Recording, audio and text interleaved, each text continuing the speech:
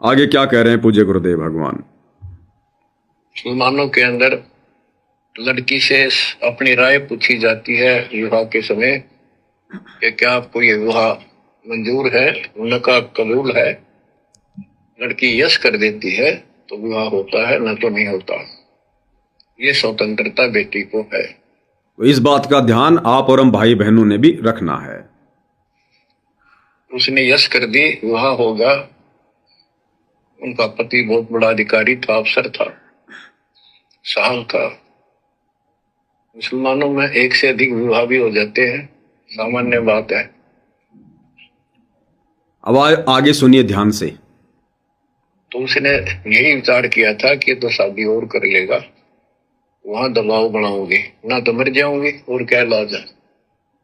तो उसने अपने पति से अपना उद्देश्य बता दिया, मैं भक्ति करना चाहती हूँ, मेरी कतई तमन्ना नहीं है कोई शादी और बच्चे पैदा करने की। यदि आप मेरे साथ जबरदस्ती करोगे तो मैं सुसाइड करूंगी। क्या कह रहे हैं पूज्य गुरुदेव भगवान। देखो भाई और बहनों, इन कथाओं के माध्यम से गुरुदेव आप और हमें समझाना चाह रहे हैं कि आप और हमने किस प्रकार से अपना बचाव करना है, हम कैसे बच सकते हैं, क्या फॉर्मूले लगाने हैं।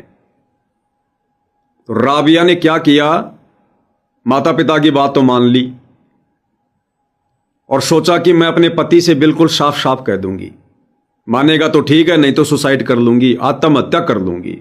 वो इतनी दृढ़ थी कि मैं बकवाद में पांव नहीं दूंगी, मैंने आत्मा का कल्याण करवाना है। शादी हो गई। शादी के बाद राबिया ने अपने अफसर पति से साफ साफ कह दिया कि मैं इन बकवादों में कतई भी पांव नहीं दूंगी, मैं संतान उत्पत्ति नहीं करूंगी, आपके साथ कोई बकवाद नहीं करूंगी, शारीरिक संबंध नहीं बनाऊंगी। आप मानो तो ठीक, वरना मैं आत्महत्या कर लूंगी, मैं सुसाइड कर लूंगी। अब आपने सुना होगा भाई और बहनों, बाकी मामलों में तो गुरुदेव भगवान कहते हैं कि बच्चों आत्महत्या करना कोई अच्छी बात नहीं है, सुसाइड करना कोई विकल्प नहीं है, लेकिन यहां परमात्मा ने कुछ क्यों नहीं बोला। हाँ, ये सत्य है कि किसी भी मामले में सुसाइड करना अच्छी बात नहीं है, आत्महत्या नहीं करनी चाहिए। इस मनुष्य जन्म को समाप्त करने का अधिकार आप और हमारा नहीं है। पिंड प्राण जिन दीन ने दाना, गरीब दास जाकू कुर्बाना। आदरणीय गरीबदास जी कहते हैं ये पिंड और प्राण ये कबीर भगवान ने मुझे प्रदान किए हैं, दान में दिए हैं। मेरा अधिकार नहीं है कि मैं इसको समाप्त कर दूं, आगे मैं किसी को अपने अंग दान में दे दूं। तो राबिया ने साफ साफ कह दिया, जी मैं संतान उत्पत्ति नहीं करूंगी, ये मेरा दृढ़ निश्चय है। अगर आप जबरदस्ती करोगे तो मैं आत्महत्या कर लूंगी। किस लिए? भक्ति के लिए, मोक्ष के लिए। अब भाई और बहनों विचार करो, अगर राबिया जितनी दृढ़ता यदि वर्तमान में माता बहनें करें, क्योंकि ठीक है भाई, जब तक ये ज्ञान अच्छे से समझ में नहीं आया था या नाम उपदेश नहीं मिला था, आपके रमणी हो गई, आपकी शादी हो गई, आपके बच्चे हो गए, कम से कम अब तो समझ में आ जाना चाहिए। सारी जिंदगी इसी बकवाद में थोड़ा ना सड़ते रहेंगे। अगर पहले ज्ञान नहीं था तो अब समझ लो। अब तो कम से कम राबिया के उदाहरण को ध्यान में रख कर दृढ़ हो जाओ। साफ साफ कह दो, अगर आपका पति नहीं मानता है तो आपकी पत्नी नहीं मानती है तो साफ साफ कह दो, भाई मुझे आत्म कल्याण करवाना है, मुझे ज्ञान समझ में आ गया है, बच्चे उच्चे पैदा हो चुके हैं, वंश तुम्हारा चल गया है, ना चले तो मैंने ठेकेदारी नहीं ले रखी है, मैंने अपनी आत्मा का कल्याण करवाना है। ऐसे ऐसे वंश मैंने ना जाने अरबों खरबों चला के छोड़ दिए। लग 84 योनियों में कुतिया बन के, गधी बन के, ना जाने कितने वंश चला रखे हमने। मनुष्य जन्म प्राप्त करके ना जाने आज हमारे नाम के शहर बसे हुए हैं, गांव बसे हुए हैं, कितने वंश चल रहे होंगे हमारे नाम के। ये वंश मैंने बहुत चला लिए, इन वंश से मुझे कुछ नहीं मिला। मैंने अपनी आत्मा का कल्याण करवाना है। अगर मेरे साथ में जबरदस्ती करोगे तो हमने सुसाइड नहीं करनी, आत्महत्या नहीं करनी। राबिया को इतना ज्ञान नहीं था, वो कलयुग की पिछली पीढ़ी का समय नहीं था। अगर वो नहीं मानता तो राबिया तो आत्महत्या ही करती, क्योंकि राबिया को मनुष्य जन्म की कीमत का इतना पता नहीं था जितना आज और हमें गुरुदेव ने समझा दिया।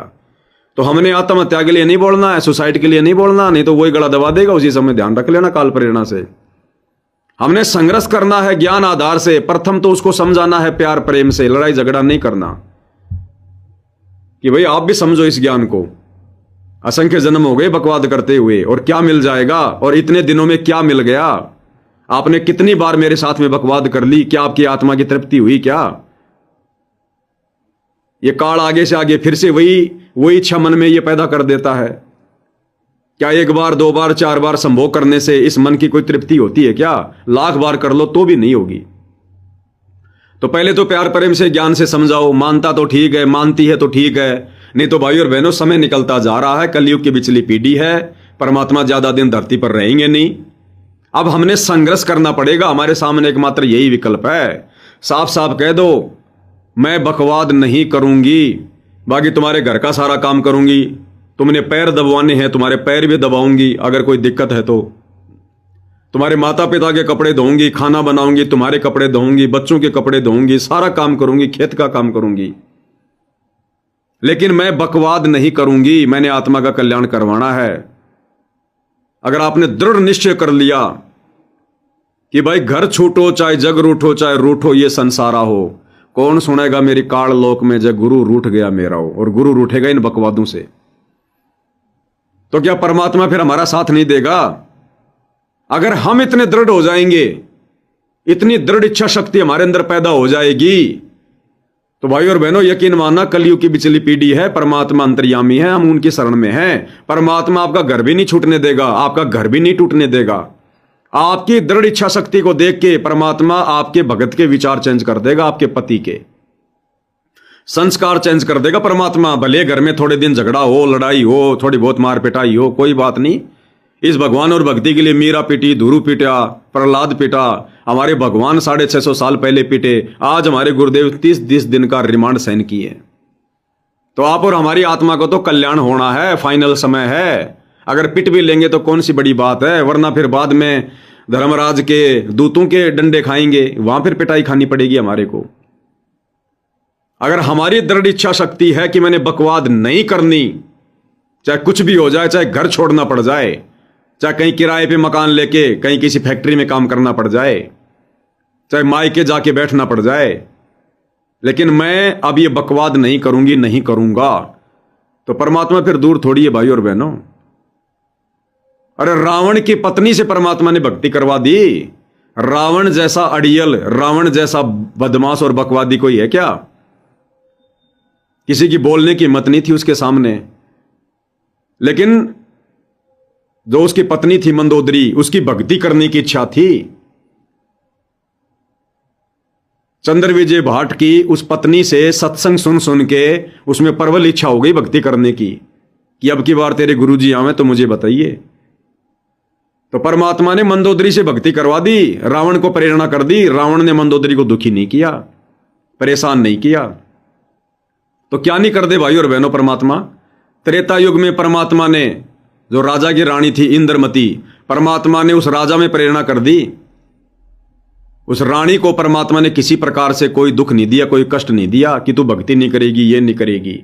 उल्टा ये बोल दिया, जितना मर्जी दान कर, लेकिन मेरे को भक्ति के लिए मत बोलना। तो आज भी तो वही परमात्मा धरती पर है, सतगुरु रामपाल जी के नाम से, लेकिन निर्भर करेगा आप और हमारी इच्छा शक्ति पर, आप और हमारी दृढ़ इच्छा शक्ति पर, हमारे विश्वास पर। क्या वास्तव में हम इतना संघर्ष करने के लिए तैयार हैं? अगर पति ने घर से निकाल दिया तो क्या घर से निकलने के लिए तैयार हैं? क्या इतना विश्वास अपने भगवान पर है? तो भाई और बहनों, ये संघर्ष का समय है अब। ये इस ज्ञान को सुनने के बाद है, ठीक है, माता और बहनों में या भाइयों में ये बकवाद करने की इच्छा धीरे धीरे समाप्त हो जाएगी, लेकिन किसी का पति पीछा नहीं छोड़ेगा, किसी की पत्नी पीछा नहीं छोड़ेगी, तो भैया वो तो काल प्रेरणा से आजीवन पीछा नहीं छोड़ेंगे। काल तो ये चाहता है कि इनको बकवाद के रंग में रंग के रखूं, लेकिन हमने तो पीछा छुड़वाना पड़ेगा, संघर्ष तो करना पड़ेगा, शुरुआत तो करनी पड़ेगी। तो आप और हमने सुसाइड नहीं करना, आत्महत्या नहीं करनी, फिर तो सारा मामला खराब हो गया। जब शरीर ही नहीं रहेगा तो फिर भक्ति क्या खाक करेंगे, फिर मोक्ष क्या खाक होगा हमारा। तो शरीर को तो हमने बचा के रखना है भक्ति के लिए, बाकी संघर्ष करना है हमने। तो राबिया की कथा से बहुत बड़ी शिक्षा भाई और बहनों आप और हमें मिलती है। आगे सुनिए। तो उसने यही विचार किया था कि तो शादी और कर लेगा, वहां दबाव बनाओगे, ना तो मर जाओगे और क्या इलाज है। तो उसने अपने पति से अपना उद्देश्य बता दिया, मैं भक्ति करना चाहती हूँ, मेरी कतई तमन्ना नहीं है कोई शादी और बच्चे पैदा करने की। यदि आप मेरे साथ जबरदस्ती करोगे तो मैं सुसाइड करूंगी।